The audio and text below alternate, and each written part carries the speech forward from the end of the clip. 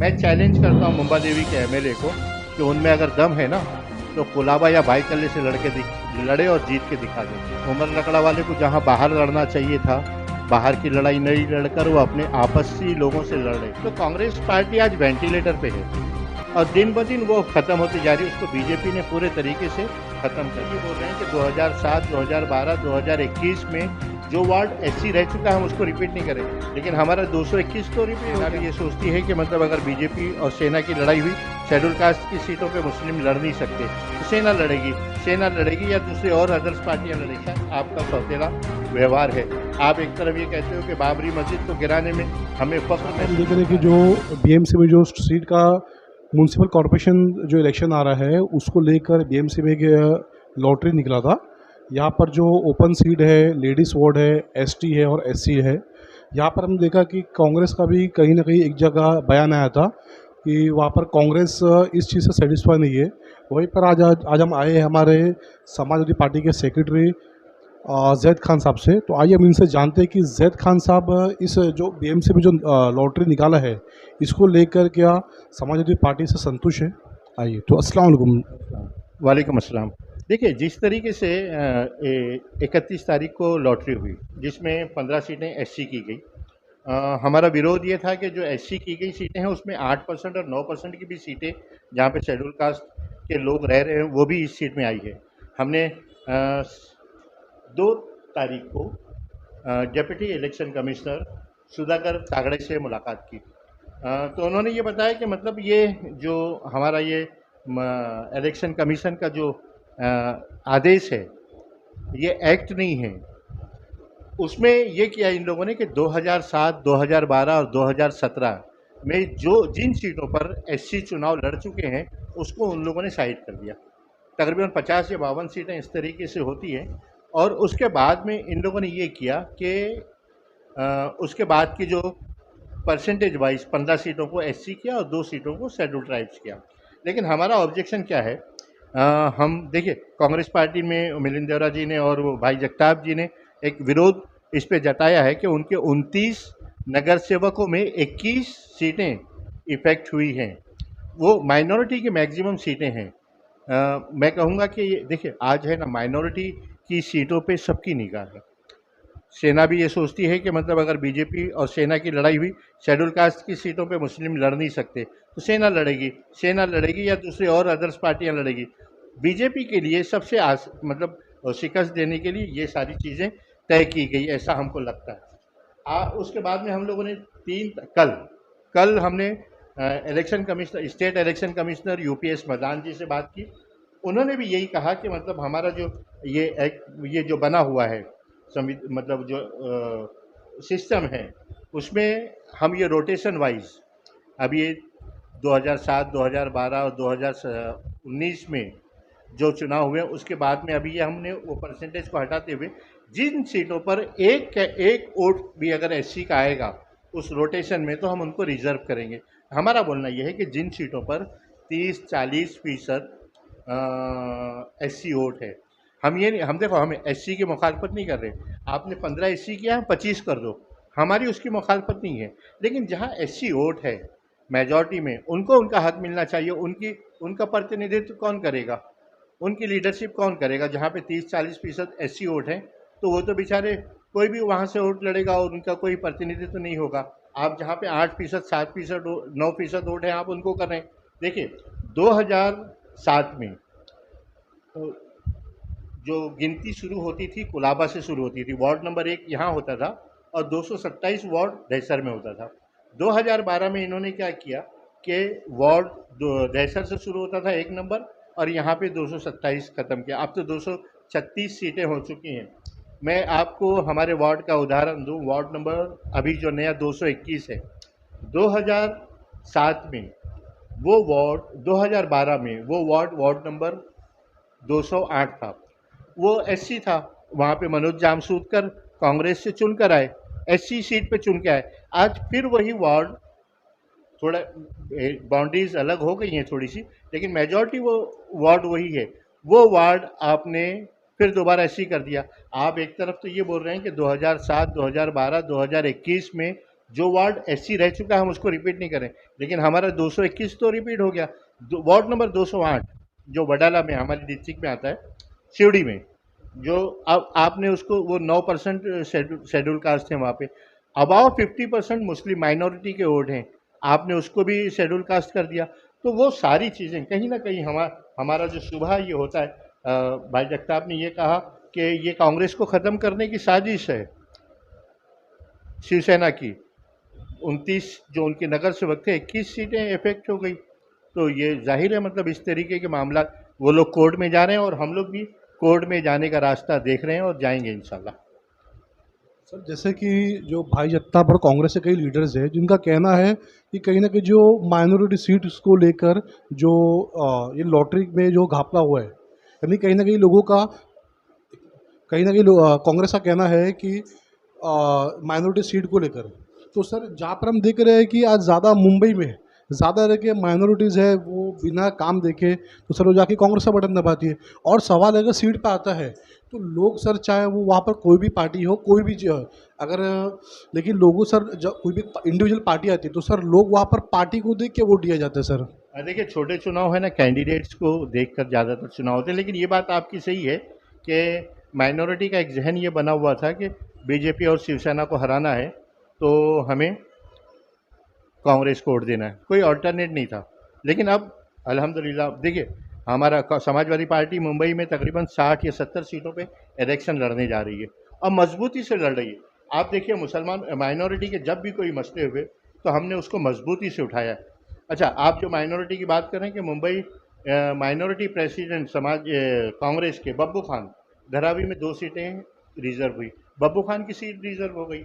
और आज ही माइनॉरिटी के ताल्लुक से आपने जो सवाल किया उसमें बताऊं कि सेना गवर्नमेंट, जिसमें आज ही अबू आसिम आज़मी साहब ने उद्धव ठाकरे जी को एक लेटर लिखा है जिसमें उन्होंने मुतालबा किया है कि 5% रिजर्वेशन जो हमारा हक है। आपकी गवर्नमेंट आने से पहले ये एनसीपी और कांग्रेस के लोग चिल्ला चिल्ला कर बोलते थे, हज कमेटी का आज तक आपने सीईओ अपॉइंट नहीं किया, हज कमेटी नहीं बनी। मौलाना आज़ाद माइनॉरिटी फाइनेंशियल डेवलपमेंट कॉरपोरेशन, वो आज तक आपने नहीं बताई। और वक्फ बोर्ड उसी तरीके से चल रहा, उर्दू बोर्ड का पता नहीं, अल्पसंख्यक विभाग, माइनॉरिटी विभाग वो भी ख़त्म है, पावर रूम्स के मसले हैं, डंपिंग ग्राउंड चैम्बर का मसला है। कितने मुद्दे हैं जो मतलब समाजवादी पार्टी ने, हमारे दोनों लीडरों ने, अबू आसिम आज़मी साहब ने और रईस शेख साहब ने उठाए, लेकिन ये हुकूमत कान धरने को उसको नहीं है। हमने तो सिर्फ इसलिए बाहर से या अंदर से जो सपोर्ट हमारा है वो इसलिए है कि बीजेपी इक़्तिदार में नहीं आए। लेकिन आपने क्या किया, आपका भी मामला वही है कि मतलब माइनॉरिटी के साथ आपका सौतेला व्यवहार है। आप एक तरफ ये कहते हो कि बाबरी मस्जिद को गिराने में हमें फ़ख्र महसूस होता है और माइनॉरिटी की तमाम सीटों पे आप लड़ने जाएंगे शेड्यूल कास्ट वोट को डाल के, तो बाबरी मस्जिद को तोड़ने में अगर आपको फ़ख्र होता है तो जिसका जवाब हाउस में हमारे लीडर अबू आसिम आज़मी ने बहुत मजबूती से दिया। माइनॉरिटी का जब भी कोई मसला आता है तो वाहिद समाजवादी पार्टी है जो खुलकर बात करती है। जैसे कि हम देख रहे हैं कि कहीं ना कहीं जब हम देख रहे हैं कि अब जो महानगर पालिका इलेक्शन आ रहे हैं ये काफ़ी टफ इलेक्शन है। जैसा पहले तो सिर्फ कांग्रेस यहाँ पर लड़ती थी, अब हम देख रहे हैं कि एक तरह से समाजवादी पार्टी काफ़ी अच्छा काम कर रही है और लोगों काफ़ी अट्रैक्ट हो रहे हैं समाजवादी पार्टी की तरफ। लोग समाजवादी पार्टी को पसंद कर रहे हैं। वहीं पर आम आदमी पार्टी भी सर यहाँ पर इलेक्शन में उतरी, तो इसके बारे में आपका सर क्या कहना है? देखिए, 95 के बाद समाजवादी पार्टी यहाँ 22-23 सीटें माइनॉरिटी की यहाँ पे समाजवादी पार्टी की थी। उसके बाद में क्या हुआ, जिस तरीके से आज भाजपा ने पूरी कांग्रेस को खा लिया। कभी कौन से पटेल हैं, गुजरात के जो पटेल हैं, क्या नाम है, हार्दिक पटेल, सब सिब्बल साहब तो हमारे साथ आ गए, कपिल सिब्बल हमारे साथ आ गए। तो कांग्रेस पार्टी आज वेंटिलेटर पे है और दिन ब दिन वो ख़त्म होती जा रही है, उसको बीजेपी ने पूरे तरीके से ख़त्म कर दिया। तो एक ज़माने में यहाँ पे इक़्तिदार में कांग्रेस थी। कांग्रेस ने क्या किया, हमारे जो माइनॉरिटी के लीडर थे, जैसे नवाब मलिक थे, असलम खान थे और बहुत से लीडर, मतलब ये यूसुफ अबरानी साहब और बहुत से लीडर जो हमारे साथ में थे, वो ये जो हमने जिनको एमएलसी बनाया, वो तक मतलब पार्टी को छोड़कर, हमारे समाजवादी पार्टी को छोड़कर कांग्रेस में चले गए। इक़्तिदार की ताकत का फ़ायदा उन्होंने लेने की कोशिश की, कुछ लालच दी गई। ठीक है, हर बड़ी मछली छोटी मछली को खाती है, लेकिन समाजवादी माइनॉरिटी के साथ जिस ईमानदारी से काम कर रही थी, आज भी उसी ईमानदारी से काम कर रही है, जिसमें हमने देखा यहाँ पे अभी आवाम ने जिस तरीके से दोनों हाथों से लिया है समाजवादी पार्टी को, वो यकीनन बहुत ही हमारे लिए। सर हमारा एक और सवाल है। अभी हम जो देख रहे हैं जैसा मुंबा देवी में लोग कांग्रेस से संतुष्ट नहीं, लोग कांग्रेस को पसंद नहीं कर रहे। यहाँ पर जो काम हो रहा है गटर को लेकर, हर चीज़ को लेकर जो लोगों का काम नहीं हो रहा है, तो लेकिन सर फिर भी कहीं ना कहीं जब जब वोट देने जाते हैं, जब माइनॉरिटी की वोट की बात है, माइनॉरिटी सिर्फ जाके पंजे का बटन दबा, तो इसके बारे में आप लोगों को क्या कहना चाहते हैं? देखिए, कुछ पॉकेट्स वोट होते हैं।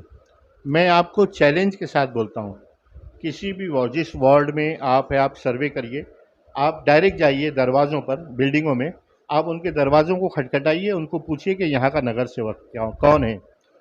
तो 100 में से 80 लोगों को ये नहीं मालूम होगा कि यहाँ का नगर सेवक कौन है। कोई बोलेगा अमीन पटेल, कोई बोलेगा मिलिंद देवरा, मतलब उनको नहीं मालूम कि नगर सेवक का कौन है और क्या है। तो ये क्या है, सिर्फ पार्टी की बुनियाद पर। हाँ देखिए, हमारे लीडर्स रईस शेख है, आज वो ट्रॉम्बे से आकर मदनपुर आए, इलेक्शन जीता ना, मदनपुरे से भिवंडी गए, कोई वहाँ पे हमारा काम नहीं था, लेकिन हमारे काम की जो पहचान बनी है ना, वो एक एक ऐसे मतलब कागज़ पे जिस तरीके से रोशनाई फैलती है ना, उस तरीके से हमारे काम की पहचान बनी। मैं चैलेंज करता हूँ मुंबा देवी के एमएलए को कि उनमें अगर दम है ना, तो कुलाबा या भाईकल्ले से लड़े और जीत के दिखा दें। देखिए, ये वो बोलते हैं ना, डायरेक्ट टच करना, जैसे मोदी गवर्नमेंट ने जिस तरीके से 5 किलो अनाज के जरिए लोगों को टच किया। आज कांग्रेस दिमाग में क्या बैठा, हम टीवी पे देखते हैं, राहुल गांधी को देखते हैं, इसको देखते हैं, उसको देखते हैं, वो जहन में बैठा हुआ है। हम माइनॉरिटी के इलाके में वोटिंग कितनी होती है? 40%, 45%, बहुत हाई है, 45%। तो वो एक जो टीम है मैनेज करती है लोगों को किसी भी तरीके से, वो एक काम होता है। जो देखिए, मराठी इलाकों में क्या होता है कि आप जब वोट मांगने जाते हैं ना, तो बोलते हैं कि 5 साल में आप हमारे इलाकों में क्या करेंगे। हमारे यहाँ वो बातें नहीं होती। 10% लोग ऐसे होते हैं जो रात में पैसों की बुनियाद पे काम करने की बात करते हैं, माहौल बनाने की बात करते हैं, उस पे निर्भर होता है। और मसला ये होता है कि 5 साल फिर हमें रोना पड़ता है। तो इस बार जो है, हमारा जो पढ़ा लिखा, आज हमारे पास पढ़े लिखे लोग आ रहे हैं, बोहरा समाज के लोग आ रहे हैं, पढ़े लिखे लोग आ रहे हैं, वो ये बोल रहे हैं कि मतलब अब हमको काम की बुनियाद पर वोट देना है, और ये इंशाल्लाह इस बार चेंज आएगा। जैसे कि हम देख रहे हैं जहाँ पर जब मुस्लिमों पे उंगलियां उठती है, तो वहाँ पर जैसा हम देख रहे हैं कि सिर्फ एक अकबर उल साहब है और दूसरे अबू हाशिम साहब है और रईस शेख साहब है जो इस पे आवाज़ उठाते हैं, बाकी कोई मुस्लिम इस पे आवाज़ नहीं उठाते सर। देखिए, हमको करना क्या चाहिए कि किसी भी बात को नतीजे के एतबार से सोचना चाहिए। अबू आसिम आज़मी साहब और रईस शेख साहब ने जब भी आवाज़ उठाई है, वो उसके नतीजे को और रिज़ल्ट को देख के बात करते हैं। हम माइनॉरिटी की बात करते हैं, ये पावर लूम की बात करते हैं, मौलाना आज़ाद की बात करते हैं, तो उस पे ये होता है कि हम नतीजे देने की बात करते हैं, हम जज़्बाती बात नहीं करते, जिसका कोई नतीजा नहीं हो, ज़हनी अय्याशी की बात नहीं करते। और दूसरी पार्टियां जो है, जो आपने नाम लिया, उनका मकसद सिर्फ ये होता है कि किसी भी तरीके से लोगों को इश्तियाल दिलाया जाए, गुस्सा दिलाया जाए। 15 मिनट की बात होती है, 20 मिनट की बात, वो सब बातें हैं ना, गुस्से दिलाने वाली बात नहीं। आप कम्युनिटी को क्या फ़ायदा दे सकते हैं, वो इम्पॉर्टेंट है, और उस तरीके की बातें हमें करनी चाहिए। अगर अभी इलेक्शन में अगर जैसा समाजवादी पार्टी, लोग काफ़ी समाजवादी पार्टी से जुड़ रहे हैं, अगर समाजवादी पार्टी जीत के आती है तो लोगों को उसका क्या फ़ायदा होगा, समाजवादी पार्टी उनको क्या बेनिफिट देगी? देखिए, रईस शेख साहब ने जिस तरीके से काम किया है, समाजवादी पार्टी ने 4 स्कूलें हैं। मुंबई महानगर पालिका की तारीख में पहली मर्तबा ऐसा हुआ है कि लोगों को जिस तरीके से कॉन्वेंट स्कूलों में एडमिशन के लिए लाइन लगाने पड़ती है, उमर रजब स्कूल में तकरीबन 300 पेरेंट्स ने सुबह 6 बजे लाइन लगाई, फॉर्म हासिल किया, और आज कॉन्वेंट की तरह पढ़ाई हो रही। ये एक इनकलाब है। गार्डन अगर आप देखेंगे बाईकल्ले के, वो एक नज़ीर है पूरे उसमें। हॉस्पिटल आप देखो, डायलिसिस फ्री हॉस्पिटल्स चल रहे हैं। इन लोगों ने 2007 में, 2009 में जो हमारे यहाँ के आमदार ने वादे किए हैं, वो वादों को पूरा नहीं किया। देखो, उमर लकड़ा वाले या उमर अंसारी साहब के साथ बदनसीबी ये है कि उनकी आपसी लड़ाई कांग्रेस के दरमियान बहुत तंग है।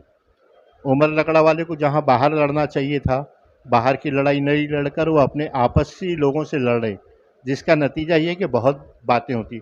अभी 2 वार्ड थे बाई बी वार्ड में।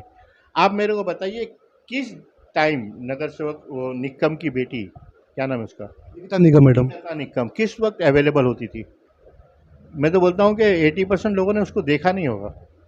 ये बड़ा अलमिया है। ये तो ये उमर लकड़े वाले के खिलाफ जो कॉन्स्पिरेसी हो रही है ना, आपको मालूम है ये आमदार साहब ने वो बकरा ईद में एक वो चीज़ हुई थी उमर लकड़ा वाले के नाम पर, तो आप उसको अभी बहुत पॉलिटिक्स है इसमें, मुझको पता है उमर लकड़ा वाले को कहाँ कहाँ से लोग पीटने की कोशिश कर रहे हैं।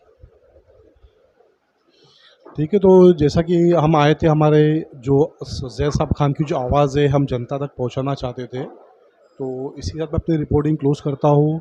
सद्दाम पठान के साथ कैमरामैन निशान, देखते रहिए डोंगरी एक्सप्रेस। जय हिंद।